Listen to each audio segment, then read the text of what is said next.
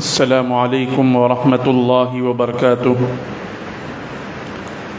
الحمد للہ غافر الذنب وقابل التوب شدید العقاب ذی الطول لا الہ الا هو الیہ المصیر،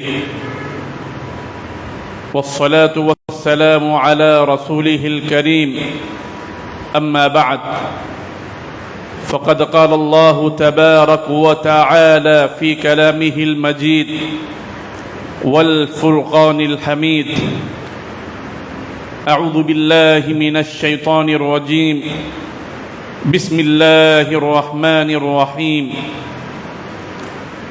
الله ولي الذين آمنوا يخرجهم من الظلمات إلى النور، والذين كفروا أولياؤهم الطاغوت يخرجونهم من النور إلى الظلمات، أولئك أصحاب النار هم فيها خالدون. قال الله تبارك وتعالى في موضع آخر: وأطيعوا الله ورسوله إن كنتم مؤمنين. انما المؤمنون الذين اذا ذكر الله وجلت قلوبهم واذا تليت عليهم آياته زادتهم ايمانا وعلى ربهم يتوكلون. وقال النبي صلى الله عليه وسلم: من احب لله وابغض لله واعطى لله ومنع لله فقد استكمل الایمان. تمام تعریفات اللہ تبارک و تعالیٰ کے لیے ہے جس نے ہمیں اور آپ کو پیدا کیا اور اس مقدس مجلس میں جمع ہو کر کے دین کی باتیں سننے کی توفیق عطا فرمائی.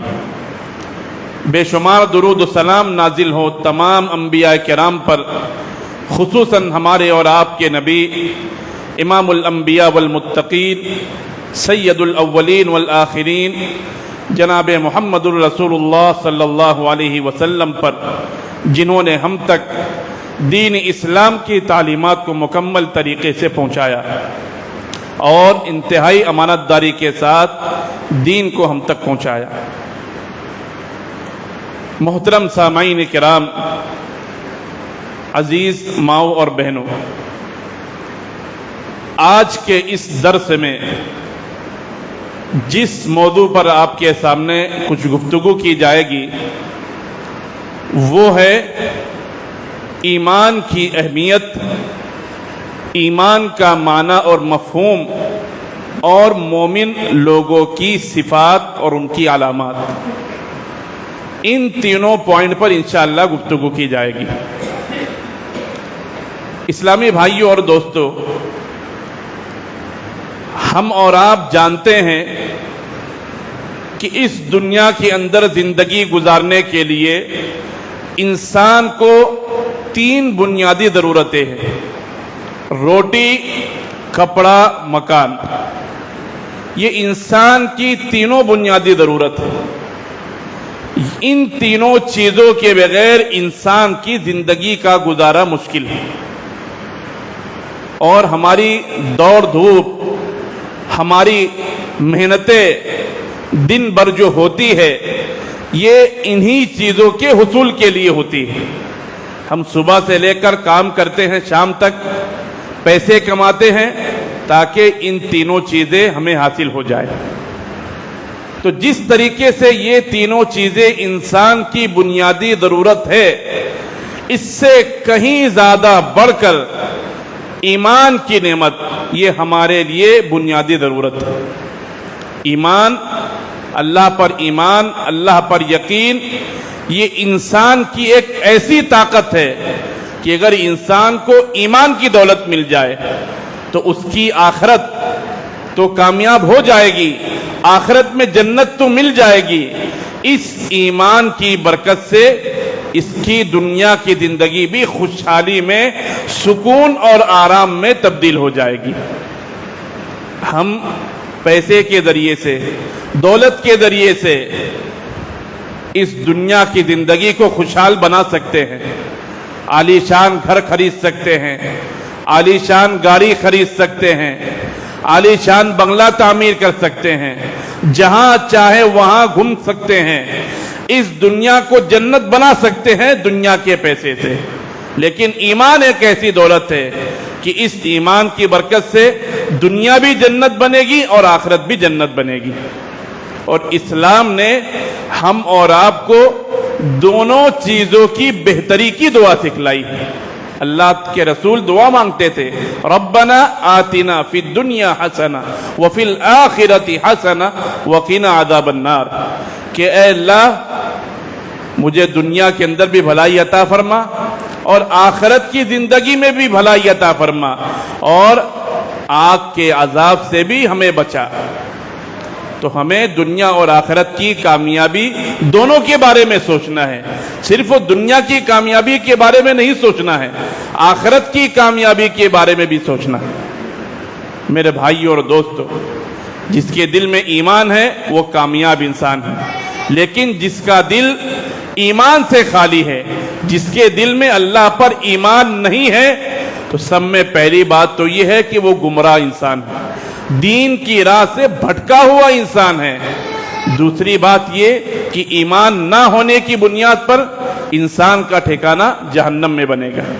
اللہ تبارک و تعالیٰ نے فرمایا، اللہ ولی الذین آمنوا یخرجہم من الظلمات الی النور، کہ اللہ ایمان والوں کا ولی اور دوست ہے، اللہ ایمان والوں کا کارساز ہے، اور اللہ ان ایمان والوں کو کیا کرتا ہے؟ یخرجہم من الظلمات الی النور، انہیں گمراہی کے راستے سے نکال کر ہدایت کے راستے پر لے جاتا ہے، گناہ کے راستے سے نکال کر ثواب کی طرف لے جاتا ہے، بھٹکنے ہوئے راستے سے نکال کر صراط مستقیم پر گامزن کرتا ہے۔ یہ ایمان والوں کا معاملہ ہے۔ والذین کفروا اولیاؤہم الطاغوت یخرجونہم من النور الی الظلمات، اور کفر کرنے والوں کا ولی شیطان ہوتا ہے، کفر کرنے والوں کا کارساز شیطان ہوتا ہے۔ وہ شیطان کیا کرتا ہے؟ ان کو صراط مستقیم سے ہٹا کر گمراہی کی طرف لے جاتا ہے، اجر و ثواب والے راستے سے ہٹا کر گناہ کے راستے پر لے جاتا ہے۔ اس آیت سے پتہ یہ چلا کہ جس کے دل میں ایمان نہیں ہے وہ گمراہ انسان ہے۔ دوسری بات یہ پتہ چلی کہ آدمی ایمان کے راستے سے ہٹے گا، اللہ سے اپنا تعلق توڑے گا، اللہ سے اپنا رشتہ توڑے گا، تو شیطان اس پر حاوی ہو جائے گا، شیطان اسے اپنا دوست بنا لے گا، اور جب وہ شیطان کا دوست بنے گا تو شیطان تو بیٹھا ہوا ہے انسان کو گمراہ کرنے کے لیے، گمراہ کرے گا، گمراہ کرتے کرتے کہاں پہنچائے گا؟ اولئک اصحاب النار ہم فیہا خالدون، کہ یہی لوگ جو گمراہ ہو چکے ہیں، ایمان سے ہٹ چکے ہیں، ایمان کو چھوڑ چکے ہیں، یہی لوگ جہنمی ہیں، ہم فیہا خالدون، ہمیشہ ہمیش کے لیے جہنم میں رہیں گے۔ تو آپ سمجھ سکتے ہیں کہ ایمان کی اہمیت کیا ہے۔ ایمان ہدایت کا راستہ ہے اور بے ایمانی گمراہی کا راستہ ہے۔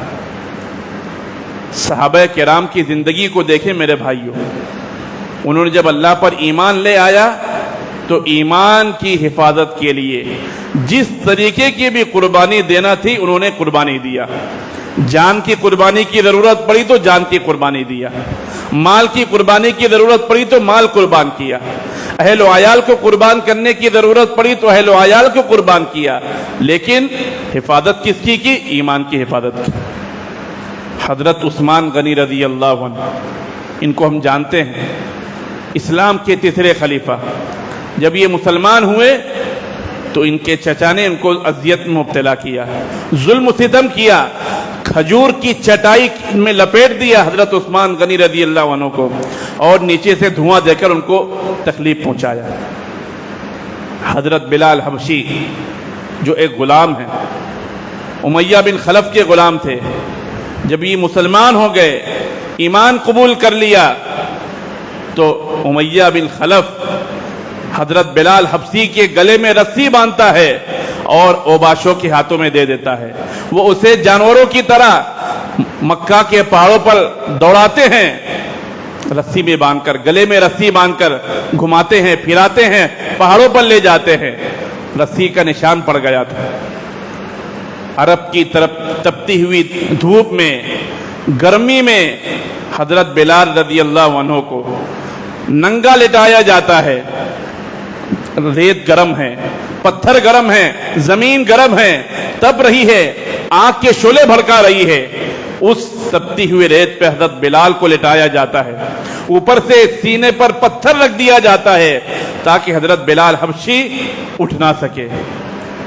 ऐसे जुल्म सितम की हालत में भी हजरत बिलाल की जबान से एक ही जुमला निकलता है, अहद अहद, कि अल्लाह एक है, अल्लाह एक है। जरा तसव्वुर करें मेरे भाइयों, आज हमको एक झटका बर्दाश्त तो नहीं होता, लेकिन हमारे सहाबाए किराम ने ईमान के खातिर जुल्म सितम को सह लिया, कुर्बानी दे दी दीन की राह में।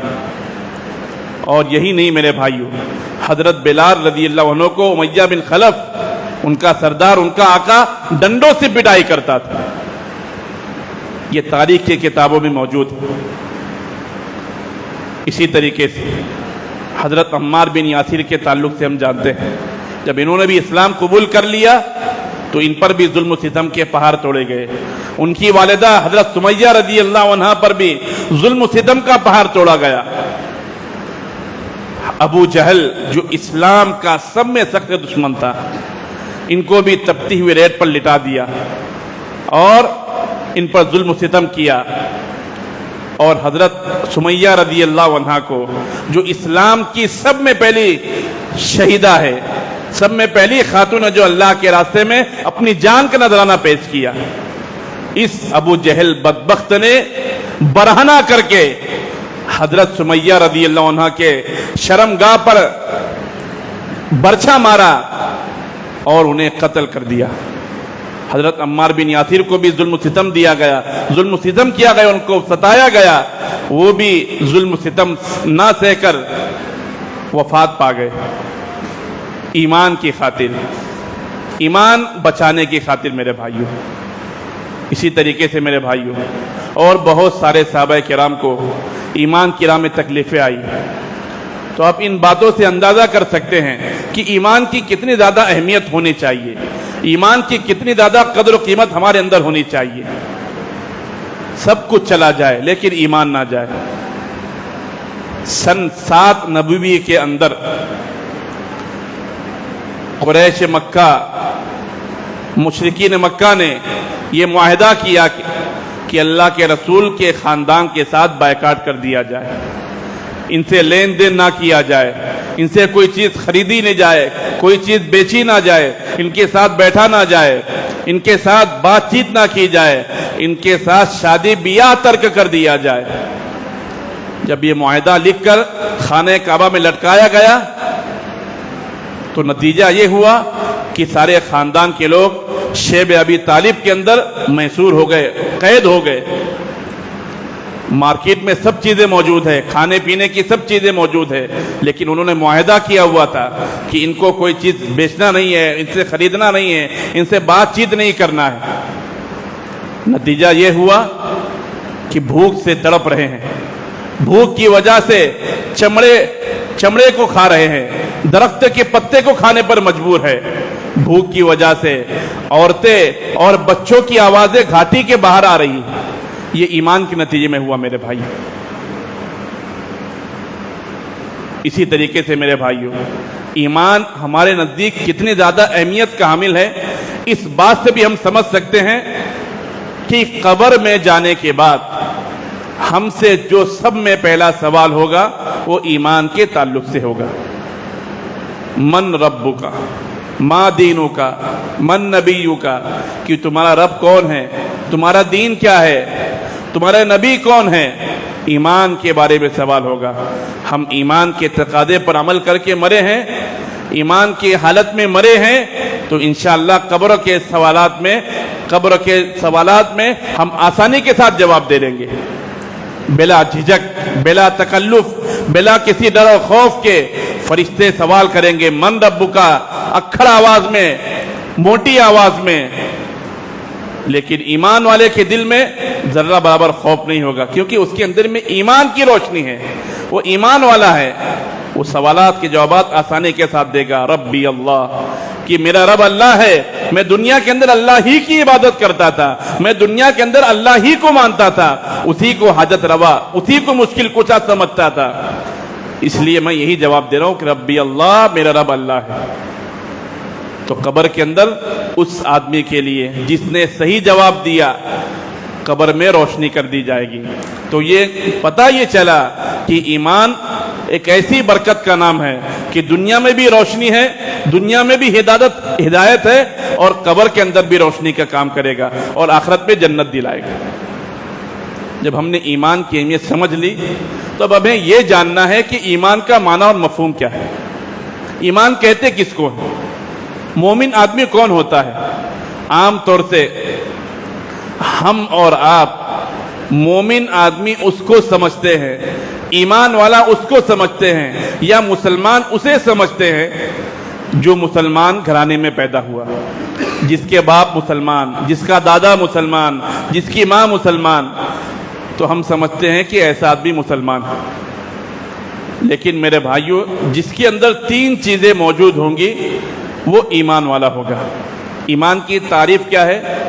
اقرار باللسان، زبان سے اقرار کرنا۔ کس چیز کا؟ لا الہ الا اللہ محمد الرسول اللہ، کہ اللہ کے سوا کوئی سچا معبود نہیں اور محمد صلی اللہ علیہ وسلم اللہ کے رسول ہے، اس کا زبان سے اقرار کرنا۔ اس کلمے کے اندر نفی بھی موجود ہے اور اس بات بھی موجود ہے۔ نفی کس چیز کی؟ اللہ کے علاوہ جتنے معبودان باطلہ ہے وہ تمام معبودان باطلہ کی نفی ہے، کہ اللہ ہی ہمارا حقیقی معبود ہے، اس اللہ کے علاوہ کوئی اور ہمارا رب، ہمارا مالک، ہمارا الہ نہیں ہو سکتا۔ اس چیز کا زبان سے اقرار کرنا۔ وَتَصْدِيقٌ بِالْقَلْبِ، دوسری چیز ہے دل سے تصدیق کرنا۔ زبان سے تو اقرار کر لیا، زبان سے اقرار مشرکین بھی کرتے تھے۔ اگر آپ مشرکین سے پوچھیں گے کہ تمہارا رب کون ہے، تم کو کس نے پیدا کیا، وہ یہی جواب دیں گے کہ اللہ نے۔ سب کا رب اللہ تعالیٰ ہے۔ وَلَئِن سَأَلْتَهُمْ مَنْ خَلَقَ السَّمَاوَاتِ وَالْأَرْضَ لَيَقُولُنَّ اللَّهُ، کہ اگر آپ مشرکین سے، شرک کرنے والوں سے سوال کرو گے کہ زمین و آسمان کو کس نے پیدا کیا، تم کو کس نے پیدا کیا، تو وہ کیا کہیں گے؟ لَيَقُولُنَّ اللَّهُ، اللہ نے پیدا کیا، یعنی اللہ کا نام لیں گے۔ تو پتہ یہ چلا کہ صرف اس زبان سے اقرار کرنا یہ کافی نہیں ہے، دل سے تصدیق کرنا، دل سے ماننا۔ ہمارے دل میں یہ عقیدہ ہونا کہ ہاں حقیقی معبود صرف وہ اللہ ہے، ہمارا حاجت روا، ہمارا مشکل کشا، ہمارا نفع و نقصان کا مالک صرف اور صرف اللہ ہے۔ اللہ کے علاوہ نہ کوئی نبی، نہ کوئی رسول، نہ کوئی ولی، نہ کوئی اور نفع نقصان کا مالک نہیں ہے، حاجت روا، مشکل کشا نہیں ہے، صرف اللہ ہے۔ اس کے بعد تیسری چیز ہے وَعَمَلٌ بِالْجَوَارِحِ، عمل سے اس کا ثبوت پیش کرنا۔ زبان سے اقرار، دل سے تصدیق، اور تیسری چیز ہے عمل کے ذریعے سے اس کو ثابت کرنا۔ پتہ یہ چلا کہ ایمان کے اندر عمل بھی داخل ہے۔ اگر ہمارے ایمان میں عمل نہیں ہے تو ہمارے ایمان کا کوئی فائدہ نہیں۔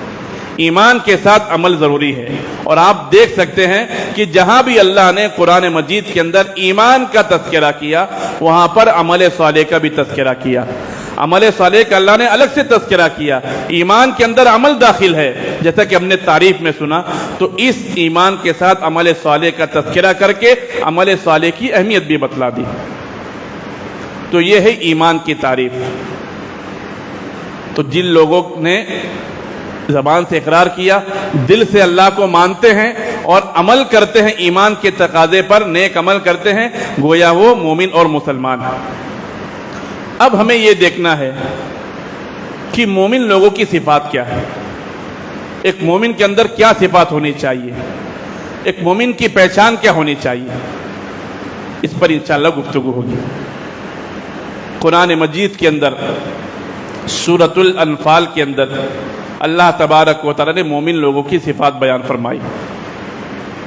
اللہ تبارک و تعالیٰ نے فرمایا وَأَطِيعُوا اللَّهَ وَرَسُولَهُ إِن كُنتُم مُؤْمِنِينَ کہ اللہ اور اس کے رسول کی اطاعت کرو، اللہ اور اس کے رسول کی تابعداری کرو، ان کنتم مؤمنین اگر تم مومن ہو۔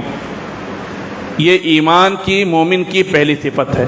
مومن کی پہلی پہچان یہ ہے کہ وہ اللہ اور اس کے رسول کی اطاعت اور فرما برداری کرنے والا ہوتا ہے۔ اسی طریقے سے دوسری آیتوں میں بھی اللہ تبارک و تعالیٰ نے اطاعت اور فرما برداری کا حکم دیا۔ اللہ نے فرمایا یا ایھا الذین آمنوا اطیعوا اللہ واطیعوا الرسول واولی الامر منکم کہ اے ایمان والو اللہ کی اطاعت کرو اور رسول کی اطاعت کرو، اور تم میں جو اولو الامر ہیں، جو امراء ہے، حکمراں ہے، ان کی اطاعت کرو، اور جو علماء اور فقہاء ہیں ان کی اطاعت کرو۔ اللہ اور اس کے رسول کی اطاعت واجب اور ضروری ہے، لیکن امراء کی اطاعت، علماء کی اطاعت، حکمراں کی اطاعت اس وقت ہوگی جب وہ دین کے مطابق حکم دیں گے، دین کا نفاذ کریں گے۔ دین سے ہٹ گئے تو ان کی اتباع واجب اور ضروری نہیں ہے، واجب نہیں ہے۔ لا طاعت فی مخلوق فی معصیت اللہ کہ اللہ کی معصیت میں کسی کی اطاعت جائز نہیں۔ اگر کوئی امیر، کوئی عالم اللہ کی معصیت کا حکم دے رہا ہے، اسلام کے خلاف بتا رہا ہے، تو اس کی اطاعت نہیں کرنی ہے۔ اسی طریقے سے ایک جگہ اللہ کے تبارک و تعالیٰ نے فرمایا جو لوگ اللہ اور اس کے رسول کی اطاعت نہیں کرتے ان کے اعمال ضائع اور برباد ہو جاتے ہیں۔ اللہ نے فرمایا یا ایھا الذین آمنوا اطیعوا اللہ واطیعوا الرسول ولا تبطلوا اعمالکم کہ اے وہ لوگوں جو ایمان لائے ہو، اے ایمان والو تم اللہ اور اس کے رسول کی اطاعت کرو اور اپنے اعمال کو ضائع اور برباد مت کرو، اپنے اعمال کو باطل مت کرو۔ گویا پتہ یہ چلا کہ اللہ اور اس کے رسول کی اطاعت ہمارے لیے ضروری ہے۔ اگر اطاعت نہیں کرے تو ہمارے اعمال ضائع اور برباد ہو جائیں گے، ہماری نیکیاں ضائع اور برباد ہو جائیں گی، ہم نے جتنی نیکیاں زندگی میں کمائی ہے وہ ضائع اور برباد ہو جائیں گی۔ میرے بھائیوں اور دوستو، اللہ اور اس کے رسول کی اطاعت کرنا یہ ایک مومن کی پہچان بھی ہے، اور ایسے لوگ قیامت کے دن صدیقین لوگوں کے ساتھ، شہداء لوگوں کے ساتھ، صالحین کے ساتھ اٹھائے جائیں گے۔ اللہ تبارک و تعالیٰ کا فرمان ہے وَمَن يُطِعِ اللَّهَ وَالرَّسُولَ فَأُولَئِكَ مَعَ الَّذِينَ أَنْعَمَ اللَّهُ عَلَيْهِمْ مِنَ النَّبِيِّينَ وَالصِّدِّيقِينَ وَالشُّهَدَاءِ وَالصَّالِحِينَ کہ جو لوگ اللہ اور اس کے رسول کی اطاعت کرتے ہیں وہ قیامت کے دن صدیقین لوگوں کے ساتھ ہوں گے، شہداء لوگوں کے ساتھ ہوں گے، صالحین کے ساتھ ہوں گے۔ شہداء کون؟ جو اللہ کے راستے میں اپنی جان کو قربان کیا، اپنے مال کو قربان کیا، یعنی دین کے لیے جو قربانی دی، قیامت کے دن ان لوگوں کے ساتھ ہوں گے۔ ایسے ہی صدیقین میں سب میں بڑے صدیق حضرت ابوبکر صدیق رضی اللہ عنہ۔ تمام انبیاء کرام کے بعد، تمام رسولوں کے بعد صحابہ کرام میں جس کا سب سے بڑا مرتبہ، سب سے بڑا مقام ہے وہ حضرت ابوبکر صدیق رضی اللہ عنہ۔ تو ان کو بھی جو ہے صدیقین کے ساتھ ان کے معاملہ ہوگا، صدیقین کے ساتھ ان کو جنت میں داخل کیا جائے گا۔ اسی طریقے سے صالحین وہ لوگ جو ہم نیکی کرنے والے، اللہ کی اطاعت و فرما برداری کرنے والے، اللہ کے حقوق کی ادائیگی کے ساتھ بندوں کی حقوق کی ادائیگی کرنے والے ہیں، یہ صالحین میں شمار ہوتے ہیں۔ تو ان لوگوں کا انجام، یہ لوگ قیامت کے دن نیک لوگوں کے ساتھ ہوں گے، بڑے بڑے لوگوں کے ساتھ ہوں گے۔ اللہ کے رسول صلی اللہ علیہ وسلم سے صحابہ کرام کہنے لگے کہ اللہ کے رسول ہم دنیا کے اندر تو آپ کی رفاقت پا لیتے ہیں، دنیا کے اندر تو ہم آپ کے ساتھ رہ لیتے ہیں، لیکن جنت میں بھی آپ کے ساتھ رہنا چاہتے ہیں۔ آپ کا مقام و مرتبہ تو بہت بلند ہے، آپ کی شان تو بہت عالی شان ہے، لیکن قیامت کے دن جنت میں ہم تو آپ سے کم ہی مرتبے والے رہیں گے، ہم آپ کے ساتھ کیسے پا سکتے ہیں؟ تو اللہ تبارک و تعالیٰ نے آیت نازل فرمائی، اور اللہ کے رسول نے یہ بھی بیان فرمایا المرء مع من احب کہ انسان کا انجام انہی کے ساتھ ہوگا جس سے وہ محبت کرتا ہے. اگر ہمیں نبی سے محبت ہے، رسول سے محبت ہے، ہماری چاہت ہے کہ ہم نبی کے ساتھ رہیں، تو ہمیں ان سے محبت کرنا پڑے گا. ہم محبت کریں گے تو انشاءاللہ نبی کے ساتھ جنت میں رہیں گے. اسی طریقے سے اللہ کے رسول نے صحابہ کرام کو یہ بھی بتایا کہ اگر تم میری رفاقت چاہتے ہو، میرے ساتھ جنت میں داخلہ چاہتے ہو، تو تم زیادہ سے زیادہ نفلی نمازوں کا اہتمام کرو، زیادہ سے زیادہ سجدہ کرو، یعنی نمازوں کی پابندی کرو، تو انشاءاللہ جنت میں تم میری رفاقت پاؤ گے. تو سب میں پہلی پہچان ایک مومن کی یہ ہے کہ وہ اللہ اور اس کے رسول کی اتباع اور پیروی کرتا ہے. اور اللہ کے رسول نے، اللہ تبارک و تعالیٰ نے یہ بھی بیان فرما دیا کہ جو لوگ اللہ پر ایمان لانے کے بعد رب کے فیصلے کو، نبی کے فیصلے کو قبول نہیں کرتے، وہ مومن نہیں ہو سکتے. فَلَا وَرَبِّكَ لَا يُؤْمِنُونَ حَتَّى يُحَكِّمُوكَ فِي مَا شَجَرَ بَيْنَهُمْ، کہ خدا کی قسم وہ مومن نہیں ہو سکتا کہ جس کے تعلق سے اللہ اور اس کے رسول نے فیصلہ کر دیا وہ اس فیصلے میں تنگی محسوس کرے، اس فیصلے کو قبول نہ کرے. ایسا آدمی مومن نہیں ہو سکتا. تو ہمیں چاہیے کہ جب ہم نے اللہ اور اس کے رسول کی اطاعت قبول کر لی تو ہمیں اللہ اور اس کے رسول کے ہر فیصلے کو ماننا ہے، ہر حکم کو ماننا ہے، ہر منع کی ہوئی چیز سے رکنا ہے. یہی ایک ایمان کا تقاضا ہے. صحابہ کرام کو دیکھیے میرے بھائیوں، کتنا اطاعت گزار تھے وہ لوگ. مدینہ کے اندر شراب پی جاتی تھی، شراب کے مٹکے گھروں میں رہتے تھے. جس طریقے سے ہم پانی پیتے ہیں، گھروں میں پانی کے مٹکے ہوتے ہیں، ویسے ہی ان کے درمیان شراب کے مٹکے تھے، شراب پیتے تھے. جب اللہ کے رسول صلی اللہ علیہ وسلم پر وحی نازل ہوئی کہ اب شراب حرام ہو گئی ہے، شراب بند کروا دینا ہے، اللہ کے رسول مدینہ کے اندر اعلان کرواتے ہیں کہ شراب حرام ہو گئی ہے. صحابہ کرام کے کانوں میں آواز پہنچتی ہے کہ اب تک شراب پی جاتی تھی، اب شراب حرام ہو گئی ہے. تمام صحابہ کرام جن کے ہاتھوں میں شراب کا گلاس تھا وہ گلاس پٹک دیا، جن کے منہ میں شراب تھی وہ کلی کر دیا، جن کے گھروں میں شراب کے مٹکے تھے وہ شراب کے مٹکے بہا دیے. شراب کی ندیاں بہہ گئی. کیوں؟ اللہ کے رسول کا حکم تھا. اللہ کے رسول کا حکم آنے کے بعد ایک مومن کی یہ شان نہیں کہ وہ اللہ کے رسول کی حکم کی مخالفت کرے. اگر مخالفت کرتا ہے تو اس کے ایمان میں شک ہے میرے بھائی. تو یہ سب میں پہلی صفت ہونی چاہیے. وَأَطِيعُوا اللَّهَ وَرَسُولَهُ إِن كُنتُم مُؤْمِنِينَ. دوسری چیز، إِنَّمَا الْمُؤْمِنُونَ الَّذِينَ إِذَا ذُكِرَ اللَّهُ وَجِلَتْ قُلُوبُهُمْ. مومن آدمی وہ ہے کہ جب اللہ کا ذکر کیا جائے تو اس کے دل میں ڈر اور خوف پیدا ہو جائے. گویا اللہ کا ذکر کرنا یہ بھی ایک مومن کی پہچان، ایک مومن کی علامت ہے. ذکر و اذکار، اللہ کی یاد ہمیشہ ہر مومن کی زبان پر ہونی چاہیے. ذکر دو قسم کا ہوتا ہے. ایک ذکر جو عبادت کی شکل میں ہے، نماز، روزہ، حج، زکوٰۃ، یہ چیزوں کو انجام دینا، امر بالمعروف اور نہی عن المنکر کرنا، یہ بھی اللہ کا ذکر ہے. اور اللہ کا دوسرا ذکر یہ ہے کہ جو اللہ نے صبح شام کی دعائیں بتلائی ہے، نماز کے بعد کی دعائیں بتلائی ہے، گھر سے نکلنے کی، گھر میں داخل ہونے کی دعائیں بتلائی ہے، مسجد میں داخل ہونے کی، مسجد سے نکلنے کی دعائیں بتلائی ہے، اور ذکر و اذکار بتائے ہیں. ان ذکر و اذکار کا اہتمام کرنا یہ بھی اللہ کے ذکر میں شامل ہے. تو ذکر و اذکار کرنا، اللہ کو یاد کرنا، یہ ایک مومن کی شان اور ایک مومن کی صفت ہے. اللہ نے فرمایا یا ایھا الذین آمنوا اذکروا اللہ ذکرا کثیرا، کہ اے ایمان والو اللہ کا ذکر کرو، بہت زیادہ ذکر کرو، صبح اور شام اس کی تسبیح بیان کرو.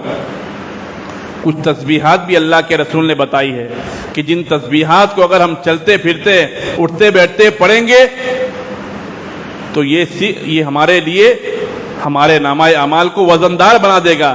قیامت کے دن نیکیوں کا جھولا بھر دے گا میرے بھائیوں. سبحان اللہ، الحمدللہ.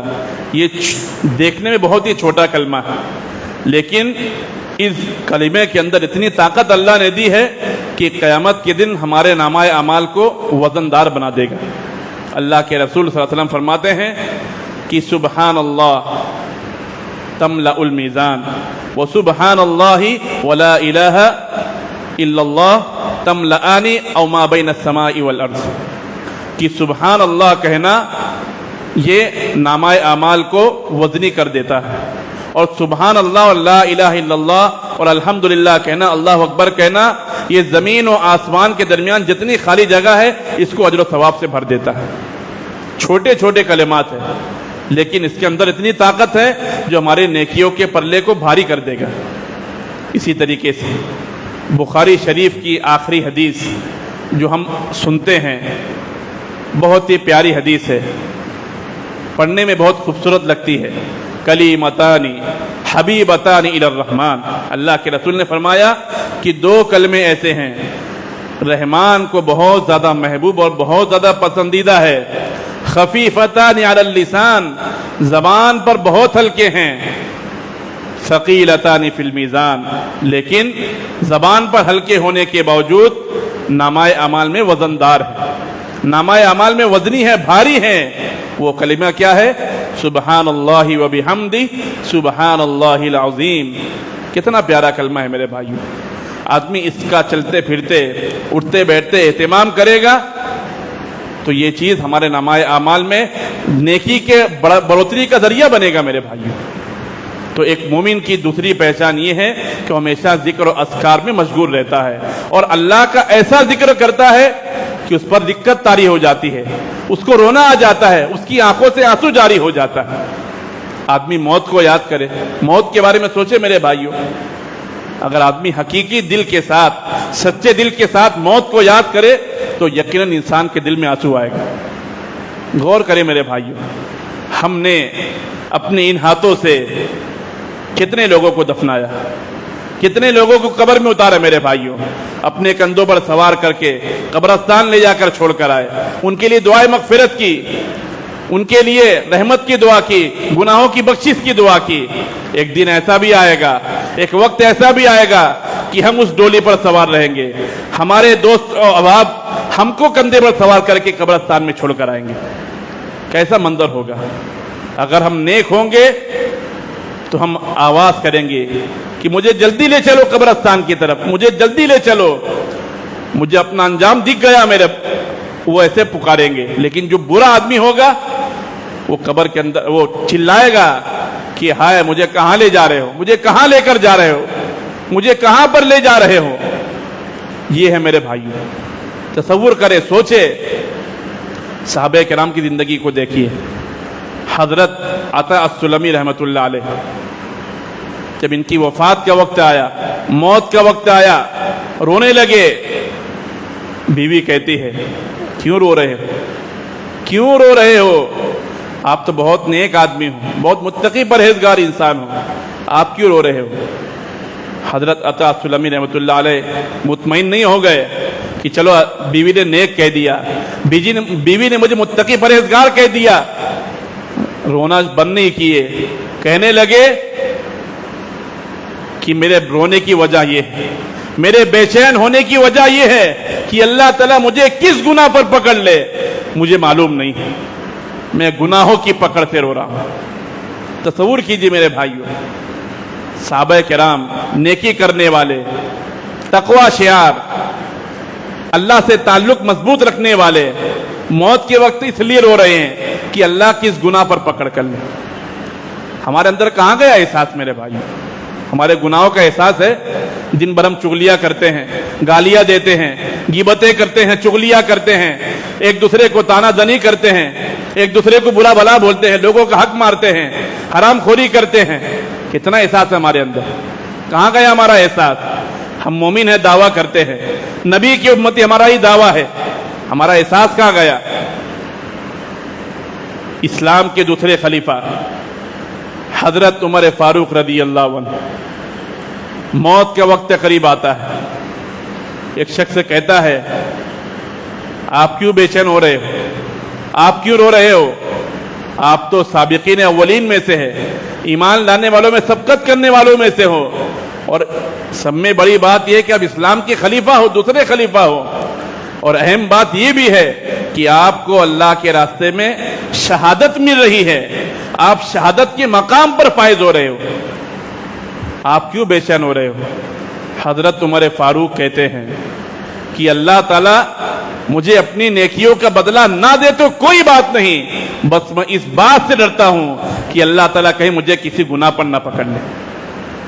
مجھے نیکیوں کا بدلہ نہ ملے کوئی بات نہیں، لیکن اللہ میرے کسی گناہ پر میری پکڑ نہ کرے، بس اس وجہ سے میں بے چین ہوں۔ کیا ہمیں اللہ کا ڈر اور خوف ہے؟ کیا ہمارے دلوں میں ہمارے گناہوں کا خوف ہے؟ ہم مطمئن ہیں، ہم سکون میں ہیں کہ اللہ تعالیٰ غفور الرحیم ہے، اللہ ہمارے گناہوں کو معاف فرما دے گا۔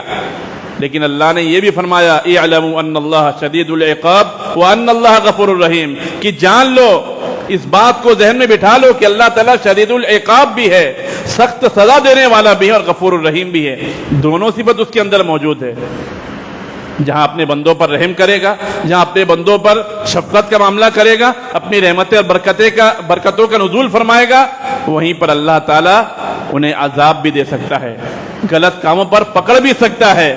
اس لیے ہمیں اس بات کو بھی بھولنا نہیں ہے، گناہوں کا احساس ہمارے اندر ہونا چاہیے، گناہوں کو یاد کر کے ہمیں رونا چاہیے، موت کو یاد کرنا چاہیے۔ اکثروا ذکر ہادم اللذات الموت، کہ لذتوں کو توڑ دینے والی چیز موت کو کثرت سے یاد کرو۔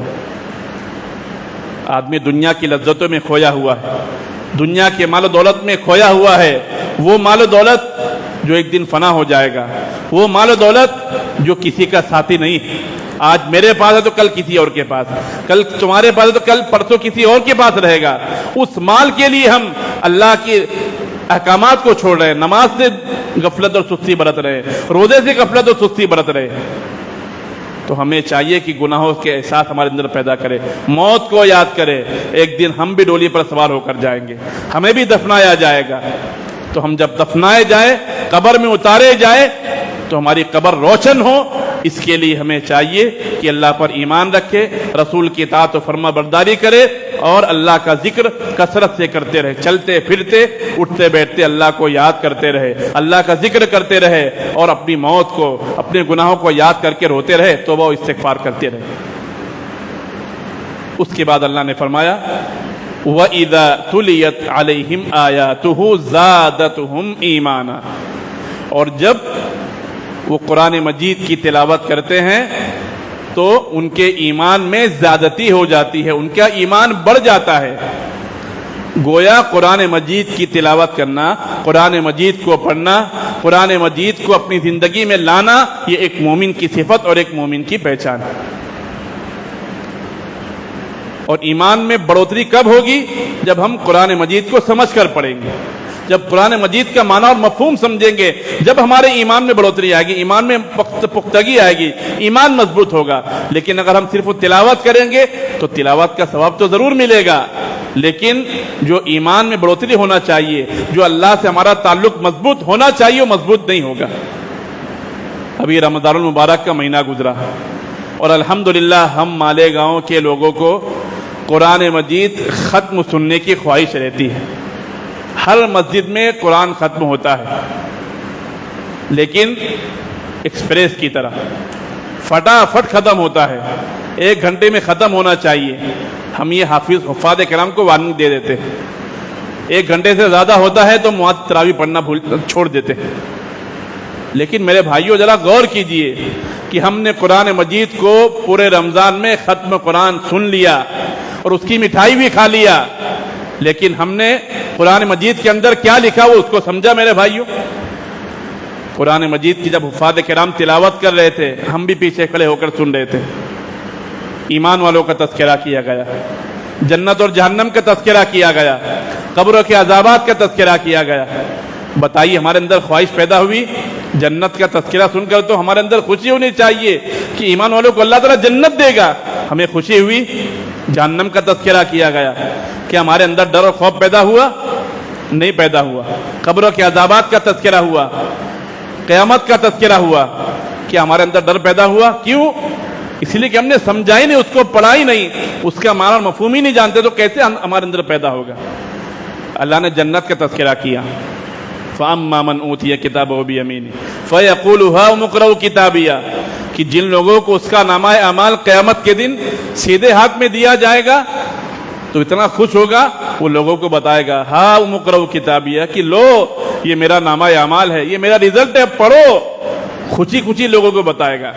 جب دنیا کے اندر کسی انسان کا رزلٹ آتا ہے پہلے نمبر سے، دوسرے نمبر سے کامیاب ہوتا ہے، تو اپنے بھائیوں کو، اپنی بہنوں کو، اپنے ماں باپ کو خوشی خوشی رزلٹ بتاتا ہے بچہ کہ میرا رزلٹ آیا، میں کامیاب ہو گیا۔ لیکن اس وقت جب ایمان والا کامیاب ہوگا تو کتنا خوش ہوگا، ذرا تصور کیجیے۔ وہ اسی قرآن کے اندر موجود ہے، انی ظننت انی ملاق حسابیہ، کہے گا کہ مجھے یقین تھا، میرا ایمان تھا کہ مجھے اچھا بدلہ ملے گا۔ اللہ اس کے گمان کے مطابق اسے اچھا بدلہ دیا۔ اللہ کہے گا فَهُوَ فِي عِيشَةٍ رَاضِيَةٍ کہ اے نیک بندے، اے مومن بندے، اب تو جنت کے اندر عیش و آرام کے ساتھ رہے، فی جنت عالیہ، تیرا درجہ بلند و بالا ہے، تیرا مقام بہت بلند ہے، تیرا درجہ بہت اچھا ہے، قطوفها دانیہ، اس جنت کے اندر داخل کرے گا اللہ تعالیٰ کہ جس کے پھل لٹکے ہوں گے، اس طریقے سے پھل لٹکے ہوں گے کہ آدمی سوتے سوتے توڑنا چاہے تو توڑ لے گا۔ اللہ کہے گا کلوا واشربوا ہنیئا بما اسلفتم فی الایام الخالیہ، کہ کھاؤ اور پیو مزے کے ساتھ جو تم نے دنیا کے اندر نیک اعمال کیے۔ کیا یہ آیت ہم نے سنا نہیں 29ویں پارے کے اندر؟ سب نے سنا ہے، سب نے ہاتھ باندھ کے امام کے پیچھے کھڑے تھے، لیکن ہمیں معلوم نہیں کہ ہمارے لیے بیان کی گئی ہے۔ اگر ہمیں اس کا علم ہوتا، اس کا ترجمہ معلوم ہوتا تو یقیناً ہمیں خوشی ہوتی کہ جنت میں ہم جائیں گے، خواہش پیدا ہوتی، رغبت پیدا ہوتی۔ اس کے بعد ہی اللہ تعالیٰ نے جہنمی لوگوں کا تذکرہ کیا، وَأَمَّا مَنْ أُوتِيَ كِتَابَهُ بِشِمَالِهِ کہ جن لوگوں کو اس کا نامہ اعمال دائیں ہاتھ میں، الٹے ہاتھ میں دیا جائے گا، بائیں ہاتھ میں دیا جائے گا، تو وہ کہے گا فَيَقُولُ يَا لَيْتَنِي لَمْ أُوتَ كِتَابِيَهْ کہ کاش کہ مجھے میرا نامہ اعمال نہ دیا جاتا۔ بے عزتی محسوس کرے گا، ذلت محسوس کرے گا۔ وَلَمْ أَدْرِ مَا حِسَابِيَهْ کاش کہ مجھے میرا حساب نہ بتایا جاتا۔ یا لیتہا کانت القاضیہ کاش کہ موت میرا کام تمام کر دیتی۔ دنیا کے اندر موت سے بھاگتا ہے، دنیا کے اندر موت کو بھولا ہوا ہے، لیکن جب اللہ کی سزا کو پائے گا تو موت کو یاد کرے گا کہ کاش موت مجھے آ جاتی تو مجھے یہ سزا ملتی ہی نہیں۔ ما اغنی عنی مالیہ میرے مال نے کچھ فائدہ نہیں دیا۔ دنیا کے اندر مال تھا تو ہم نے وکیل کو خرید لیا، دنیا کے اندر مال تھا تو ہم نے جج کو خرید لیا، دنیا کے اندر مال تھا تو ہم نے کسی کو سزا دے لی، دنیا کے اندر مال تھا تو بنگلہ خرید لیا، لیکن قیامت کے دن وہ مال کچھ کام نہیں آئے گا۔ ما اغنی عنی مالی ہلک عنی سلطانیہ حکومت اور سلطنت بھی کچھ کام نہیں آئے گی۔ دنیا کے اندر حکومت ملتی ہے، ہم لوگوں پر ظلم کرتے ہیں، دنیا کے اندر حکومت ملتی ہے، لوگوں کو مارتے ہیں، لوگوں کو ظلم و ستم کرتے ہیں، لیکن وہاں پر اللہ تعالیٰ حکم الحاکمین ہے، کسی کی نہیں چلے گی، اللہ کے علاوہ کسی کی نہیں چلے گی۔ حکم ہوگا خذوہ فغلوہ ثم الجحیم صلوہ کہ اسے پکڑ لو اور اسے زنجیروں میں جکڑ دو، 70 گز لمبی زنجیر میں جکڑ کے اسے جہنم میں پھینک دو۔ یہ آیت بھی ہم نے پڑھی، لیکن ہمارے دل میں وہ ڈر اور خوف پیدا نہیں ہوا کیونکہ ترجمہ ہی ہم کو معلوم نہیں۔ تو تلاوت قرآن ہونا ہے لیکن سمجھ کر ہونا ہے، معنی مفہوم ہمیں سمجھنا ہے، تب ہماری زندگی میں انقلاب آئے گا، تب ہمیں ہدایت ملے گی۔ یہ ایک پہچان ہے تلاوت کرنا، اور قرآن مجید کی تلاوت کرنے سے، قرآن مجید کو سمجھ کر پڑھنے سے انسان کو ہدایت ملے گی، روحانی ہدایت بھی ملے گی اور جسمانی بیماریوں سے بھی شفا ملے گی۔ ان ھذا القرآن یہدی للتی ہی اقوم کہ قرآن مجید وہ کتاب ہے جو انتہائی سیدھا راستہ بتلاتا ہے۔ اور قرآن مجید کے تعلق سے اللہ نے فرمایا وَشِفَاءٌ لِلنَّاسِ یہ قرآن مجید لوگوں کے لیے شفا ہے۔ جس طریقے سے قرآن مجید پڑھنے سے، سمجھنے سے، اس کے معنی اور مفہوم کو جاننے سے انسان کو ہدایت ملے گی، صراط مستقیم کا راستہ ملے گا، اسی طریقے سے جسمانی بیماری کا علاج بھی اس قرآن مجید کے اندر موجود ہے۔ حضرت عائشہ رضی اللہ عنہ فرماتی ہے کہ جب اللہ کے رسول صلی اللہ علیہ وسلم کو کوئی بیماری پہنچتی تھی تو معوذتین کے ذریعے سے قل اعوذ برب الفلق اور قل اعوذ برب الناس، ان دونوں سورتوں کے ذریعے سے اپنا علاج کرتے تھے، یعنی یہ دونوں سورتوں کو پڑھ کر اپنے اوپر پھونک مار لیتے تھے، دم کر لیتے تھے۔ تو پتہ یہ چلا کہ قرآن مجید یہ ہماری جسمانی شفا کے لیے بھی ہے، اور اسی طریقے سے سورۃ الفاتحہ کی تلاوت، اس کو پڑھ کر بھی ہم اپنے اوپر دم کریں گے تو بیماری سے شفا ملے گی۔ جیسا کہ حضرت ابو سعید خدری کی روایت ہم جانتے ہیں کہ وہ لوگ کچھ صحابہ کرام کسی جگہ پر پہنچے، کسی بادشاہ کے علاقے میں پہنچے تو بادشاہ نے ان کی مہمان نوازی نہیں کی، اتفاق سے بادشاہ کو بچھو نے کاٹ لیا، علاج کرا کر تھک گئے۔ بادشاہ ان لوگوں کے پاس آیا اور کہا کہ تمہارے پاس کوئی علاج موجود ہے بچھو کے کاٹنے کا؟ ایک صحابی نے سورہ فاتحہ پڑھی اور پڑھ کر کے دم کر دیا تو اس کو درد سے شفا مل گئی۔ تو اس بادشاہ نے ان کو کچھ بکری عوض میں دے دی، معاوضے میں دے دی۔ تو ان باتوں سے آپ سمجھ سکتے ہیں کہ قرآن مجید ہمارے لیے کتنا اہم چیز ہے، اور یہی قرآن مجید ہے جو قیامت کے دن ہمارے لیے سفارش کرے گا۔ اللہ کے رسول کی صلی اللہ علیہ وسلم کی بڑی حدیث ہے جو ہم نے رمضان المبارک کے اندر بھی سنا ہے کہ قرآن مجید اور روزہ قیامت کے دن بندوں کی سفارش کریں گے۔ روزہ اللہ کے پاس آئے گا اور کہے گا کہ اے اللہ، اس بندے نے صبح سے لے کر شام تک تیرے لیے بھوک اور پیاس کو برداشت کیا، تو اس کی حق میں میری سفارش کو قبول فرما لے۔ اللہ تعالیٰ اس کی سفارش کو قبول فرما لے گا۔ اور اسی طریقے سے قرآن مجید آئے گا اور کہے گا کہ اللہ، اس بندے نے تیرے کلام کی تلاوت کی، تیرے کلام کو پڑھا، تیرے کلام کو سمجھا، اس پر عمل کیا، اس بندے کے حق میں تو میری سفارش قبول فرما لے۔ اللہ تعالیٰ قرآن مجید کی بھی سفارش کو قبول فرما لے گا۔ تو کتنی اہم چیز ہے میرے بھائیوں۔ تو ہمیں چاہیے کہ قرآن مجید کو تلاوت کرے، ایسی تلاوت کرے کہ اس کی وجہ سے ہمارے ایمان میں بڑھوتری آئے، ہمارے ایمان میں تازگی آئے۔ اس طریقے سے ہمیں تلاوت قرآن کو کرنا ہے۔ صرف جملہ بازی کر کے، تلاوت کر کے ختم نہیں کر دینا۔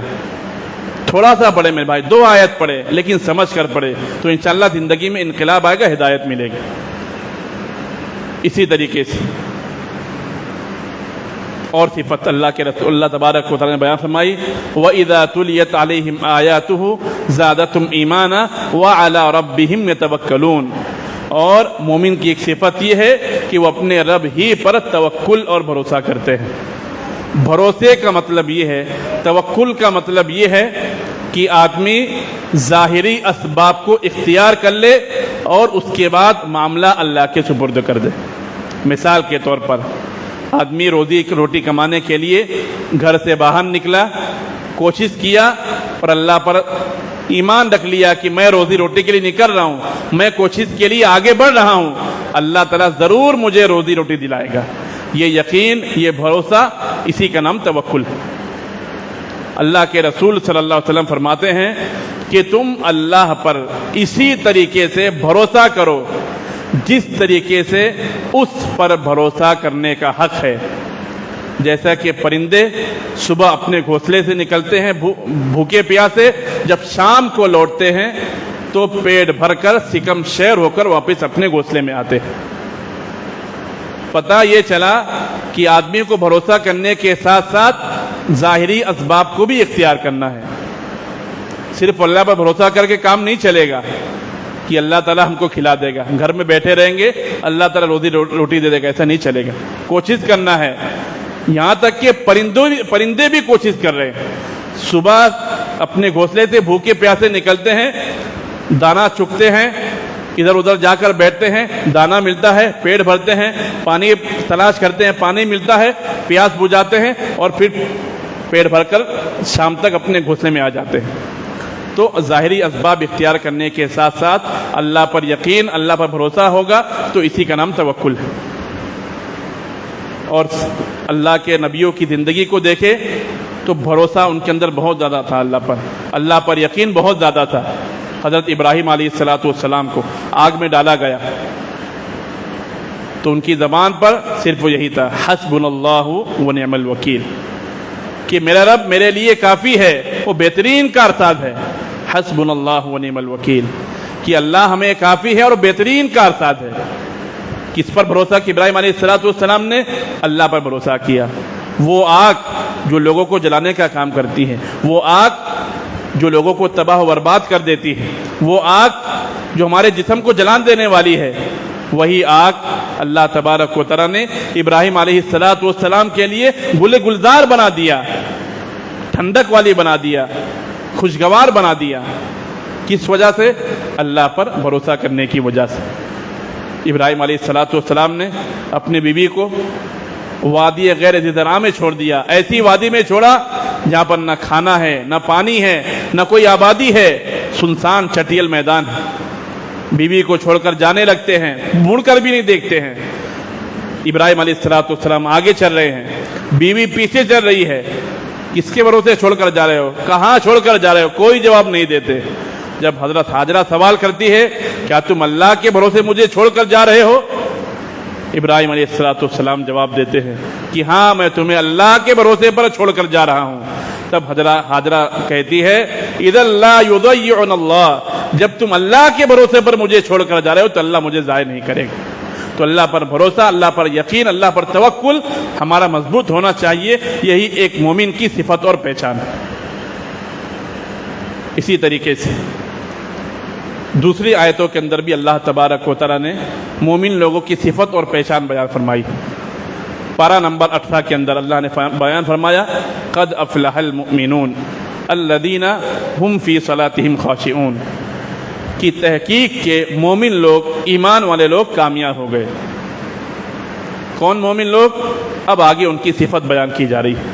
الذین هم فی صلاتهم خاشعون، وہ مومن لوگ کامیاب ہوئے جو اپنی نمازوں میں خشوع اور خضوع برتتے ہیں، یعنی اپنی نماز کو پورے توجہ کے ساتھ، پورے انہماک کے ساتھ پڑھتے ہیں۔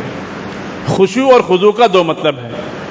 ایک مطلب ہے جسمانی خشوع، یعنی جب اللہ کے دربار میں، اللہ کے سامنے کھڑے ہو، امام کے پیچھے کھڑے ہو تو اتنا سیدھا کھڑے ہو کہ ادب و احترام ملحوظ رہے، نہ ہاتھ کو حرکت ہو، نہ پیر کو حرکت ہو، نہ ہمارا ہاتھ کہیں کھجلاہٹ کرے، نہ کچھ اور، انتہائی سیدھا کھڑے ہو۔ جس طریقے سے آدمی کسی بادشاہ کے پاس جاتا ہے، کسی آفیسر کے پاس جاتا ہے تو ادب و احترام کے ساتھ بیٹھتا ہے، ادب و احترام کے ساتھ کھڑا رہتا ہے، ہلچل نہیں کرتا ہے، ہل ڈل نہیں کرتا ہے۔ تو ایسے ہی جب آدمی نماز کے لیے کھڑا ہو تو جسم انتہائی سیدھا ہو، اللہ کے دربار میں جسم سیدھا ہو، نگاہیں نیچی ہو، یہ ہے جسمانی خشوع۔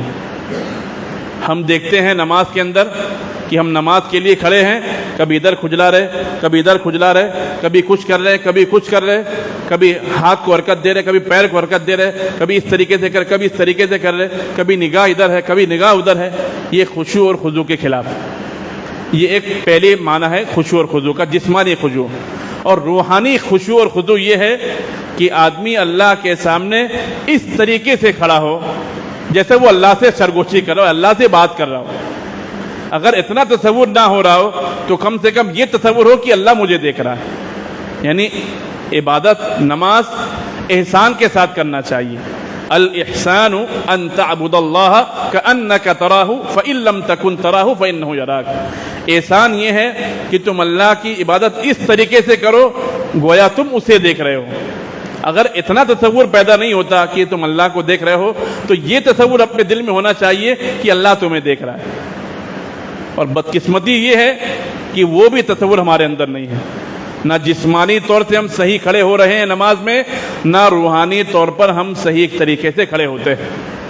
نماز میں کھڑے تو ضرور ہے، اللہ کے دربار میں تو ضرور حاضر ہوئے ہیں، لیکن ہمارا دماغ بزنس میں لگا ہوا ہے، ہماری سوچ کہیں اور ہے، ہم کچھ اور سوچ رہے ہیں۔ تو یہ ہماری نماز میں خشوع اور خضوع نہیں ہے، یہ ایمان کے منافی عمل ہے، ایک مومن کی صفت نہیں ہے۔ صحابہ کرام کو دیکھیے میرے بھائیوں، کتنا خشوع اور خضوع کے ساتھ نماز پڑھتے تھے۔ ایک تابعی کا واقعہ یاد آتا ہے، حضرت عروہ رحمہ اللہ، یہ مدینہ کے بڑے فقہا میں شمار ہوتے ہیں۔ یہ تابعی تھے، مدینہ کے بڑے فقہا میں 7 بڑے فقہا تھے، ان میں سے ان کا ایک شمار ہوتا ہے۔ حضرت عروہ رحمہ اللہ جب یہ نماز پڑھنے کے لیے کھڑے ہوتے تھے تو اتنا خشوع اور خضوع کے ساتھ نماز پڑھتے تھے اتنا انہماک کے ساتھ نماز پڑھتے تھے کہ واقعہ آتا ہے کہ نماز کی ان کو جو ہے پیر میں زخم ہو گیا تھا، ان کو پیر میں مرض لاحق ہو گیا تھا، اور اتنا مرض بڑھ گیا تھا، ان کی بیماری اتنی زیادہ بڑھ گئی تھی کہ ڈاکٹروں نے پیر کاٹنے کا مشورہ دیا۔ چنانچہ ڈاکٹروں نے، طبیبوں نے کہا، حکیموں نے کہا کہ آپ کا پیر کا مرض بہت زیادہ بڑھ چکا ہے، آپ کے پیر کو کاٹنا پڑے گا۔ چنانچہ وہ پیر کاٹنے کے لیے تیار ہو گئے۔ تب ڈاکٹروں نے کہا کہ ہم آپ کو ایک ایسی دوا دیں گے جس کی وجہ سے آپ کی عقل زائل ہو جائے، آپ کی سوچنے کی صلاحیت ختم ہو جائے، یعنی آپ کو سن کر دیں گے، ایسی دوا دیں گے جو آپ کو سن کر دے، آپ کو تکلیف کا احساس نہ ہو، پیر کاٹا جائے گا تو آپ کو دکھ اور تکلیف نہ ہو۔ حضرت عروہ رحمہ اللہ کہنے لگے کہ مجھے کوئی ایسی دوا مت کھلاؤ کہ جس کی وجہ سے میری فکر اور عقل زائل ہو جائے۔ میں جب نماز کے لیے کھڑا ہوں، جب نماز پڑھنے کے لیے کھڑا ہوں گا، تب آپ لوگ میرے مرض کا علاج کر دینا۔ حضرت عروہ رحمہ اللہ 2 رکعت نماز کے لیے کھڑے ہوتے ہیں، نماز کے لیے کھڑے ہوتے، نماز پڑھنا شروع کرتے ہیں، ڈاکٹر اپنا کام چالو کرتے ہیں، تمام قسم کا آپریشن ہو جاتا ہے، پیر کاٹ ڈالا جاتا ہے، لیکن وہ نماز میں اتنا مشغول ہے کہ انہیں درد کا، تکلیف کا کوئی احساس نہیں۔ یہ ہے خشوع اور خضوع۔ درد کا، تکلیف کا احساس نہیں، کتنا خشوع ہوگا میرے بھائی، غور کیجئے۔ آج ہم یہاں کھڑے ہو کر نماز پڑھتے ہیں، کوئی فین چالو کر دے تو ہم کو اس کی آواز آ جاتی ہے، کوئی بات چیت کرتا ہے ہم اس کی آواز سن لیتے ہیں، سب چیز ہم کو نظر آ جاتی ہے، یعنی ہم آگے ہونے کے بعد بھی پیچھے کا ہم کو نظر آ جاتا ہے۔ یہ ہماری نمازوں کا حال ہے، اور جب ہماری نمازوں میں خشوع اور خضوع نہیں ہے تو ہماری یہ نماز ہم کو برائی سے نہیں روک سکتی۔ نماز کا مقصد کیا ہے؟ ان الصلاۃ تنہی عن الفحشاء والمنکر، کہ نماز بے حیائی اور برائی سے روکتی ہے۔ کہ ہماری نماز ہم کو بے حیائی اور برائی سے روکتی ہے؟ ہم نماز پڑھنے کے لیے آتے ہیں، بیڑی ہمارے ہاتھوں میں، منہ میں ہوتی ہے، بیڑی مسجد کے باہر پھینکتے ہیں، سگریٹ مسجد کے باہر پھینکتے ہیں، گٹکا تمباکو مسجد کے باہر تھوکتے ہیں، مسجد میں چلے آتے ہیں، وضو بناتے ہیں، جیسے تیسے وضو بناتے ہیں، امام رکوع میں جاتا ہے، دوڑتے بھاگتے آتے ہیں، نماز میں شامل ہو جاتے ہیں، جلدی جلدی رکوع سجدہ کرتے ہیں، اٹھک بیٹھک کرتے ہیں، اور پھر جلدی سے بھاگنے کی گھائی ہوتی ہے، باہر نکلتے ہیں، پھر تمباکو نکالتے ہیں، پھر بیڑی سگریٹ نکالتے ہیں، پھر غیبتیں کرنا شروع کر دیتے ہیں، پھر چغلیاں کرنا شروع کر دیتے ہیں۔ تو اس نماز کا کیا فائدہ میرے بھائیوں، جو ہمیں بے حیائی سے، برائی سے نہ روک سکے؟ کیا فائدہ اس نماز کا؟ تو نماز میں خشوع اور خضوع ہونا چاہیے، نماز میں توجہ ہونا چاہیے اللہ کی طرف، انہماک ہونا چاہیے اللہ کی طرف، گویا ہم اللہ سے سرگوشی کر رہے ہیں۔ یہی ایک مومن کی پہچان ہے۔ الذین هم فی صلاتہم خاشعون۔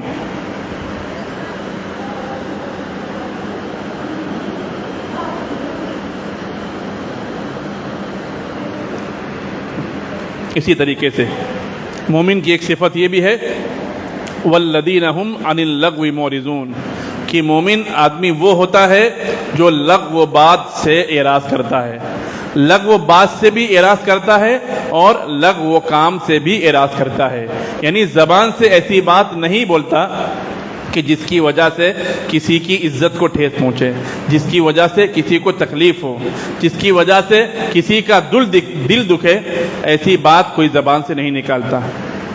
اور لغو باتوں پر عمل، غیبت کرنا، چغلی کرنا، یہ کام بھی نہیں کرتا، یعنی غیبت کرنا، چغلی کرنا، جھوٹ بولنا، یہ لغو عمل ہے، لغو باتیں ہیں، یہ چیز بھی ایک مومن کی پہچان نہیں ہے۔ اور بدقسمتی یہ ہے کہ ہم جتنی زیادہ غیبتیں کرتے ہیں، جتنی زیادہ چغلی کرتے ہیں، شاید کسی اور مذہب کے لوگ نہ کرتے ہوں۔ جہاں پر غیبت کی مجلس سجتی ہے ہم بھی وہاں جا کر بیٹھ جاتے ہیں، جہاں کسی کے بارے میں برائی ہوتی ہے ہم وہاں جا کر بیٹھ جاتے ہیں۔ میرے بھائیوں، غیبت کرنا بھی بہت بڑا گناہ ہے اور غیبت سننا بھی بہت بڑا گناہ ہے۔ اگر ہم کسی کی برائی کر رہے ہیں تو یہ بہت بڑا گناہ ہے، لیکن کسی کی برائی سن رہے ہیں وہ بھی بہت بڑا گناہ ہے۔ ویسا ہی گناہ ہے جیسا گناہ غیبت کرنے والے کو ملے گا۔ غیبت کرنا، پیٹھ پیچھے کسی کی برائی بیان کرنا، اس کا گناہ ایسے ہے گویا وہ اپنے مردہ بھائی کا گوشت کھا رہا ہے۔ وَلَا يَغْتَبْ بَعْضُكُمْ بَعْضًا أَيُحِبُّ أَحَدُكُمْ أَن يَأْكُلَ لَحْمَ أَخِيهِ مَيْتًا فَكَرِهْتُمُوهُ۔ تم کوئی ایک دوسرے کی غیبت مت کرو، ایک دوسرے کی پیٹھ پیچھے برائی مت بیان کرو۔ کیا تم پسند کرتے اپنے مردہ بھائی کا گوشت کھانا؟ فَكَرِهْتُمُوهُ، تم ناپسند کرو گے۔ جب آدمی مردہ بھائی کا گوشت کھانا ناپسند کرتا ہے تو ایسے ہی ایک آدمی کو، ایک مومن کو کسی کی غیبت کرنے سے بھی پرہیز کرنا چاہیے، کسی کی برائی بیان کرنے سے بھی پرہیز کرنا چاہیے۔ گویا جو غیبت کرتا ہے، برائی بیان کرتا ہے، وہ اپنے مردہ بھائی کا گوشت کھاتا ہے، اور قیامت کے دن ایسے آدمی کو سخت عذاب دیا جائے گا۔ زبان اس کو چیرا جائے گا، گال کو چیرا جائے گا، ناک کو چیرا جائے گا، آنکھ کو چیرا جائے گا۔ یہ غیبت کرنے والے کی سزا اللہ تعالیٰ قیامت کے دن دے گا۔ اسی طریقے سے چغلی آدمی کرتا ہے، ادھر کی بات ادھر کرتا ہے، میرے پاس سے بات سنے گا، دوسرے کے پاس جا کر بیان کرے گا، دوسرے والے نے کوئی بات بیان کیا، میرے پاس آ کر بیان کرے گا، یعنی ایک بات کو دوسری طرف ٹرانسفر کرتا ہے، لڑائی جھگڑا لگاتا ہے، لوگوں کے درمیان اختلافات ڈالتا ہے، لوگوں کے درمیان نفرت کے ماحول پیدا کرتا ہے، فساد پیدا کرنے کی کوشش کرتا ہے۔ تو یہ تمام چیزیں چغلے میں آتی ہیں۔ اللہ کے رسول نے چغلے کے تعلق سے فرمایا لا يدخل الجنت نمام، کہ چغلی کرنے والا جنت میں داخل نہیں ہوگا، کیونکہ چغلی کرنے والا لوگوں کے درمیان نفرت پیدا کرنے کی کوشش کرتا ہے۔ اور اسی طریقے سے جھوٹ بولنا، غلط بیانی کرنا، یہ بھی بہت بڑا گناہ ہے، یہ بھی جو ہے بہت خطرناک گناہ ہے، یہ بھی ایک مومن کی شان کے خلاف ہے۔ جو لوگ آدمی جھوٹی بات کہتے ہیں، جھوٹ بیانی کرتے ہیں، وہ تو خود بھی گنہگار ہوں گے، جن لوگوں کو جھوٹ بتایا ہے ان لوگوں کے بھی گنہگار ہوں گے میرے بھائیوں۔ تو لغو بات سے بچنا چاہیے، یہ بھی ایک مومن کی پہچان ہے۔ والذین هم عن اللغو معرضون والذین هم للزکاۃ فاعلون۔ مومن آدمی کی پہچان یہ بھی ہے کہ وہ زکوٰۃ ادا کرنے والا ہوتا ہے، یعنی اپنے مال سے، اپنے پیسے سے صدقہ و خیرات کرتا ہے، واجبی زکوٰۃ کو ادا کرتا ہے اور نفلی صدقہ بھی ادا کرتا ہے۔ زکوٰۃ یہ دین اسلام کی ایک اہم رکن ہے۔ اللہ تبارک و تعالیٰ، اللہ کے رسول نے فرمایا بنی الاسلام علی خمس شہادت اللہ الہ الا اللہ وان محمد رسول اللہ واقام الصلاۃ وایتاء الزکاۃ والحج وصوم رمضان، کہ دین اسلام کی 5 بنیاد ہے: کلمہ شہادت کی گواہی دینا، کلمے کا اقرار کرنا، نماز قائم کرنا، زکوٰۃ دینا۔ تو زکوٰۃ دین اسلام کا اہم رکن ہے۔ تو یہ زکوٰۃ غریبوں کا حق ہے، مسکینوں کا حق ہے، ضرورت مندوں کا حق ہے۔ جن کے اوپر زکوٰۃ فرض ہو جاتی ہے ان کی یہ ذمہ داری ہے کہ وہ امیر ہے، پیسے والے ہیں، غریبوں کا حق ادا کرے۔ یہ ضروری ہے۔ اگر ہم مال جمع کر کے رکھیں گے، مال بٹور کر رکھیں گے، زکوٰۃ نہیں دیں گے، غریبوں کا حق نہیں نکالیں گے، تو یہی مال قیامت کے دن ہمارے لیے گلے کا توق بن کر آئے گا، سانپ بن کر آئے گا، جو ہمارے لیے جہنم میں لے جانے کا ذریعہ بنے گا۔ تو زکوٰۃ بھی ادا کرنا ہے، اور زکوٰۃ کے ساتھ ساتھ نفلی صدقہ بھی کرتے رہنا ہے، وقتاً فوقتاً اللہ کے راستے میں خرچ کرنا ہے، غریبوں میں، ضرورت مندوں میں خرچ کرنا ہے۔ یہ بھی ایک مومن کی پہچان ہے۔ میرے بھائیوں اور دوستو، آج اکثر جمعے خطبے کے اندر ہم سنے ہیں کہ بارش کیوں نہیں ہو رہی ہے، تو اس کی ایک وجہ یہ بھی ہے کہ ہم زکوٰۃ و صدقات ادا نہیں کر رہے ہیں۔ جو غریبوں کا حق ہے، مسکینوں کا حق ہے، وہ ادا نہیں کر رہے ہیں، جس کی وجہ سے اللہ تعالیٰ ناراض ہے، اللہ تعالیٰ بارش کو روک لیا ہے۔ تو ضرورت اس بات کی ہے کہ اللہ کی رحمت کو حاصل کرنا ہے، اللہ کی برکت کو حاصل کرنا ہے، جنت حاصل کرنا ہے، دنیا اور آخرت میں کامیاب ہونا ہے۔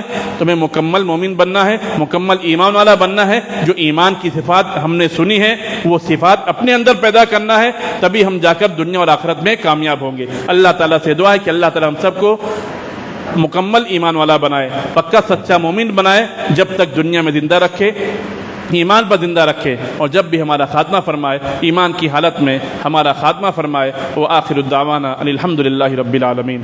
السلام